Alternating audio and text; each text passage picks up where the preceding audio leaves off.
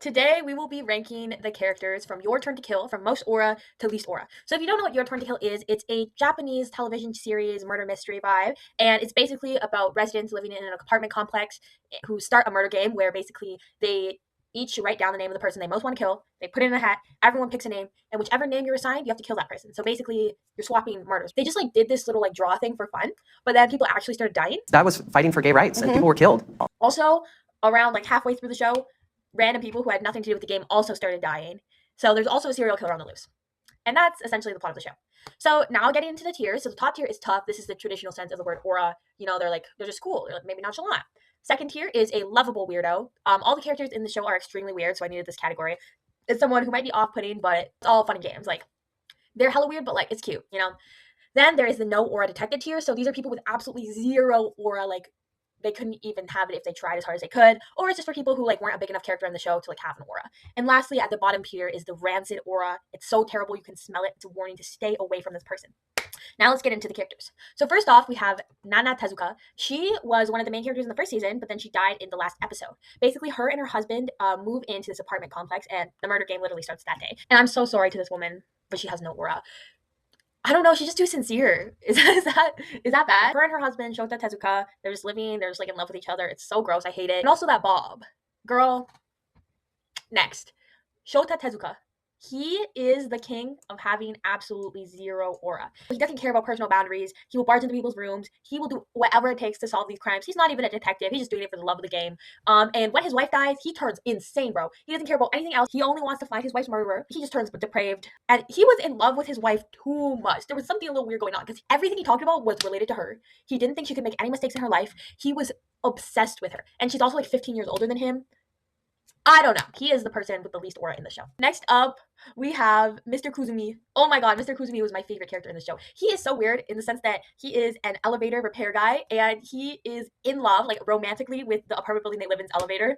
He names her, he hugs her. It's so weird. But it's in a cute way though. He's so goofy. I love him for that. Also, he does kill a man, but his parents were getting threatened. So it wasn't his fault. Anyhow, next up we have Mrs. Kojima.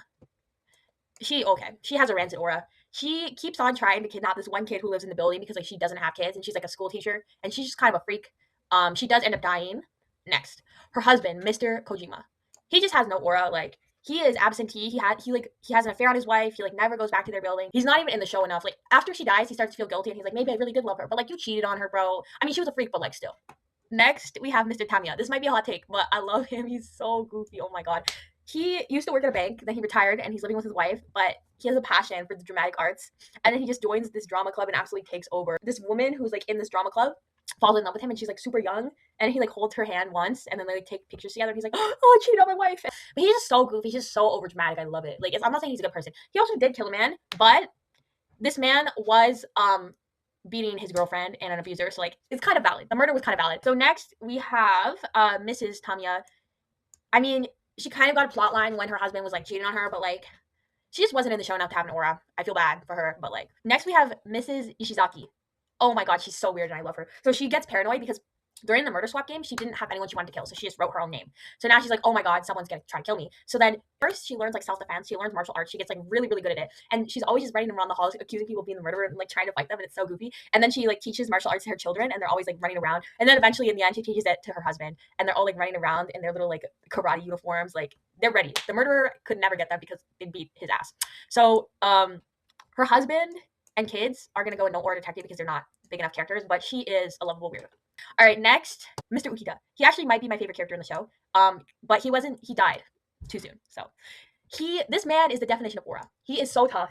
He's a gangster, but he has an adopted daughter essentially. He knew a man and a woman, and the woman died, and then the man did not want to take care of this kid, so he just raised this kid by himself. He's doing everything for his daughter. It's so cute. He's just such a good guy. And he's tough as hell. I mean, he's a gangster. How could you not be? Oh my god, he's just so cool. Okay, so next we have Ari Seno. So she is Mr. Ukita's daughter, adopted daughter technically, and she has a short temper. She's kind of involved with the gang stuff with him, and she is a lovable weirdo. She gets mad really easily, but she's also so goofy, and I always love her outfits. And the same goes for Masaki Nakao. So he's her boyfriend, and her and Mr. Ukita lived in the same building, and they're like a little family. And he's also like, he has really cool hair, by the way, and he's also just weird as hell. Next we have Miss Kuroshima. So she actually was the serial killer this whole time. She killed Mr. Ukita, she killed Nana, she killed a bunch of people, and she was just doing it because she like craves killing people, like she's a psychopath of some kind. Like this was all revealed in the final episode, and she was like working with Mr. Shota Tezuka the entire time, helping him, and she turned out to be the murderer. She has no aura.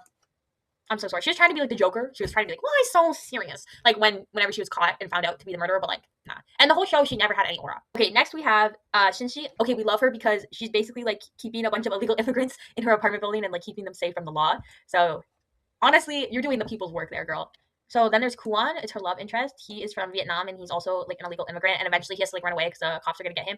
He's just like not in it enough to have an aura, so I'm putting him there. And then we also have Mr. I think his name's Ikbar. And he is going in also No Order Detective because he's not a big enough character, but he is Bengali, and we love to see the Bengali representation. So next we have Mr. Jun Nishimura, and he is tough. This man is tough. Like we don't know what his tea is like until the very last episode. He's just like walking around in trench coats, kind of like looking tough. He's a businessman. He was kind of suspicious for like the whole time, but then we found out that the first murder was actually not a murder; it was a suicide, and he like witnessed it happen. So that's just like why he was a bit suspicious. But it was like his friend, and he didn't want to like tell anyone. I don't know, but he's just tough. He has aura. Next we have Miss Ono, rancid. The most rancid of them all. She is insane. She just like starts. It first started with Mr. Tezuka. She started going up to him, offering him snacks, right? And she did this every day. And he's like, "Bro, this is kind of weird. Like, what are you doing?" And she's like, "How dare you break up with me?" And then she like goes crazy. And then eventually she did the same thing with another character. And she's just like a freak. She's a weird yandere freak. She's just a freak. Enough said. Next we have Miss Kitagawa. She kind of leaves halfway through because she wants to protect her son. This is her son, by the way. I'm just putting them both there. Basically, she's kind of an absentee mother because she's busy working all the time, but she still loves her son, and then she moves them out of the apartment building for their own safety. They're just going to No Order Detected. Not big enough characters. All right, so next we have Miss Kinoshita. So she is a lovable weirdo. She is an author, and all she writes about is garbage. All she writes about is trash, like literal trash and garbage, and like that's the psychology behind it, and like what trash says about a person. And this whole time, she's like looking through the neighbor's trash and like gathering clues on the murderers because of that. And she's an emo baddie. Like she has black nail polish. She's always in black. Like we love her. We love the bangs. Love this woman. All right. So next, Mrs. Enomoto. Now this is rancid. This is rancid if I've ever seen it.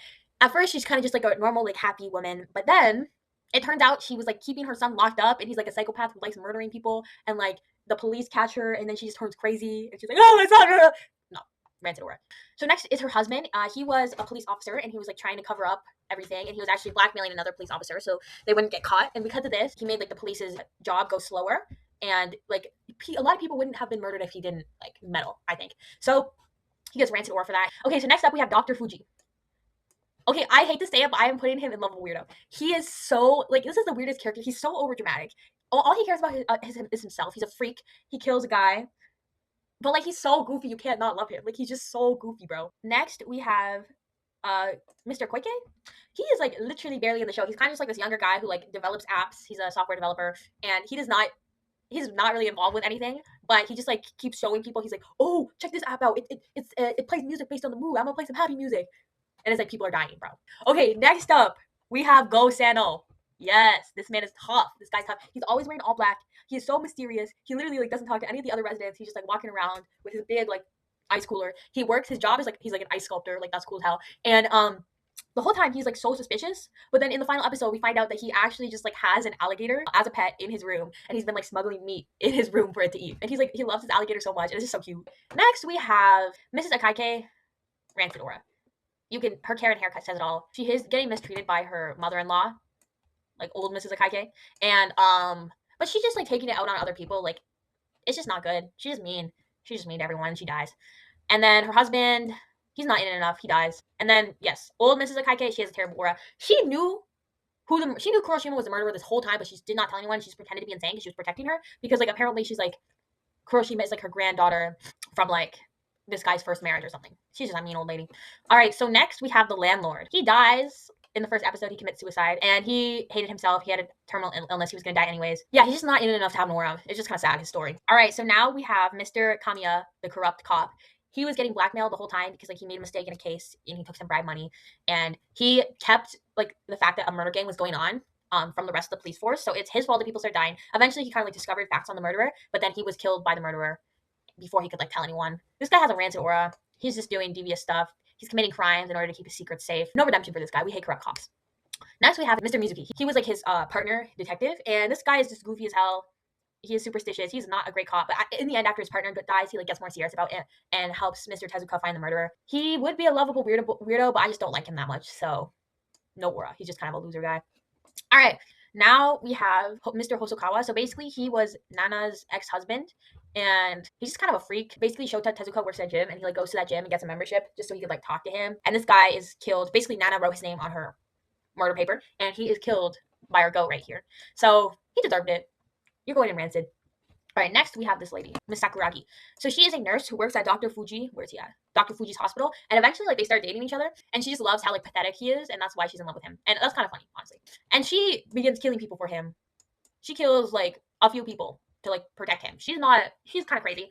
But she doesn't have, she just has no aura, though. Like, her aura isn't rancid. She just has none. And in the end, she, like, takes the fall for, like, all the murders. Okay, so now we have Mr. Uchiyama. Oh my god, this guy. He might have the worst. No, it can't be worse than Ono. But he has a terrible, terrible, terrible aura. He was basically assisting. Where is bro? Kuroshima's murders the whole time because like he was in love with her. And he just always has this creepy freaking smile on his face, like, and he's like been stalking her for years. This man is a freak, and eventually like he dies for her. This guy, like, he is. Oh, he's so weird. He is such a freak. Okay, and last but not least, we have